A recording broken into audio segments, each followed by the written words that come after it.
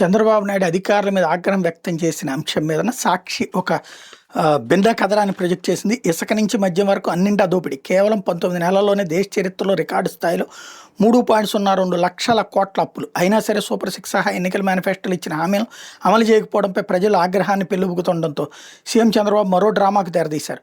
ఎన్నాళ్ళు ఆర్థిక వృద్ధిలో రాష్ట్రం దూసుకుపోతుందంటూ కాకమ్మ కథ బదులు చెప్పిన చంద్రబాబు ఎట్టకేలకు సోమవారం సచివాలయంలో మంత్రులు ఉన్నతాధికారులతో నిర్వహించిన సమావేశంలో వాస్తవాలు అంగీకరించారు. ఆ నెపాన్ని అధికారులపైకి నెట్టారు. ఆదాయార్జన శాఖల పనితీరు కనబర్చాలని సాకులు చెప్తే కుదరదని, అలాంటి అధికారులు కలెక్టర్ను ప్రజల ముందు దోషులుగా నిలబెడతానంటూ హోంకరించారు. చంద్రబాబు సీఎం కాగానే ఇకపై పొలిటికల్ గవర్నెన్స్ అంటూ ప్రకటన చేయడం తెలిసిందే. ఇదే అదనంగా పచ్చముఠాలు ఇసుక నుంచి క్వాడ్జు, సిలికా, మైనింగ్, లాటరైట్ వరకు సహజ సంపదను యథేచ్ఛగా దోచుకుంటున్నాయి. మద్యం షాపులు, బెల్ట్ షాపులను గుప్పెట్లో పెట్టుకుని నకిలీ మద్యాన్ని విక్రయిస్తూ దోపిడీ చేస్తున్నాయి.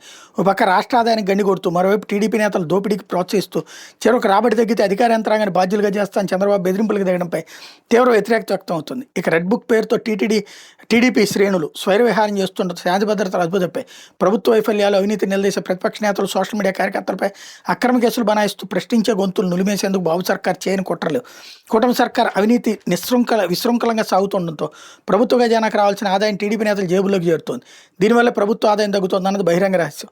పొలిటికల్ గవర్నెన్స్తో పరిపాలన పూర్తిగా అదుపు తప్పిందని, విచ్చలవిడి అవినీతి వల్ల ప్రభుత్వానికి ఆదాయం తగ్గిందని ప్రభుత్వ ప్రధాన కార్యదర్శులుగా, ప్రత్యేక ప్రధాన కార్యదర్శులు, ముఖ్య కార్యదర్శులుగా సుదీర్ఘకాలం పనిచేసి పదవి విరమణ చేసిన పలువురు ఐఏఎస్లు స్పష్టం చేస్తున్నారు.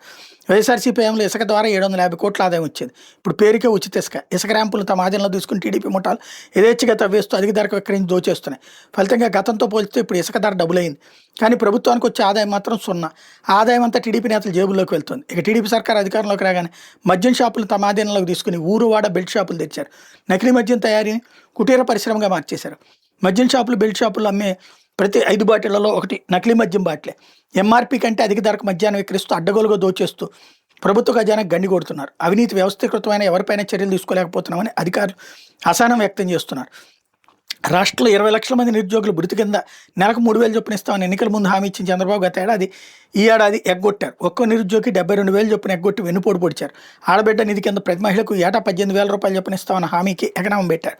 ఇక 50 ఏళ్లకి ఎస్సీ, ఎస్టీ, బీసీ మైనార్టీలకు నెలకు 4,000 రూపాయలు చొప్పున పెన్షన్ ఇస్తామంటూ హామీ ఇచ్చిన చంద్రబాబు ఆ హామీని ఈ ఏడాది అమలు చేయకుండా మోసం చేశారు.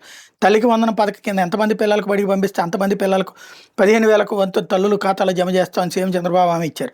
యూడీఐఎస్సీ, unified district information system for education, UDISE గణాంకాల ప్రకారం రాష్ట్రంలో 87,41,885 మంది పిల్లలు బడుల్లో చదువుతున్నారు.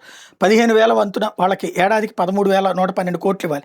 కానీ తొలి ఏడాది అమెరికా ఇవ్వకుండా ఎగ్గొట్టారు. ఇక 2025-26లో 67,27,124 మందికి 10,090 కోట్లను తల్లికి వందనం కింద పంపిణీ చేసినట్టు సీఎం చంద్రబాబు ప్రకటించారు. ఇప్పటికి 66 లక్షల మందికి 6,377 కోట్లను మాత్రమే, అది ఒక్కొక్కరికి 8,000, 9,000, 10,000 చొప్పున చెల్లించి 21 లక్షల మందికి పూర్తిగా ఎగ్గొట్టారు. ప్రధానమంత్రి కిసాన్ సమ్మాన్ పథకంతో సంబంధం లేకుండా అన్నదాత సుఖీభావ పథకం కింద ఒక్కో రైతుకు ఏడాదికి 20,000 చొప్పున పెట్టుబడి సాయం అందిస్తామని చంద్రబాబు హామీ ఇచ్చారు. రాష్ట్రంలో 53,58,266 మంది రైతులు ఉన్నారు. వాళ్ళకి 20,000 చొప్పున ఇవ్వాలంటే ఏటా 10,716 కోట్లు అవసరం. కానీ తొలి ఏడాది వాటిని ఇవ్వకుండా ఎగ్గొట్టారు. 25-26లో 46,85,838 మంది రైతులకు 10,000 చొప్పున 4,685 కోట్లను మాత్రం విధించి 6,72,428 మంది రైతులు పూర్తిగా ఎగనామం పెట్టి మోసం చేశారు. సూపర్ 6, 7 సహా అన్ని హామీలదే అదే తీరు. వైపు సహజ వనరులు దోచేస్తూ ప్రభుత్వ ఆదాయానికి గండి కొడుతూ మరోవైపు 3.02 లక్షల కోట్లు అప్పు చేసి రికార్డు సృష్టించిన హామీలను చంద్రబాబు సర్కార్ అమలు చేయకపోవడం మీద ప్రజలు మండిపడుతున్నారు. అప్పుల్లో రికార్డు, హామీలకు వెన్నుపోటు అన్నటువంటిది రాసుకొచ్చింది.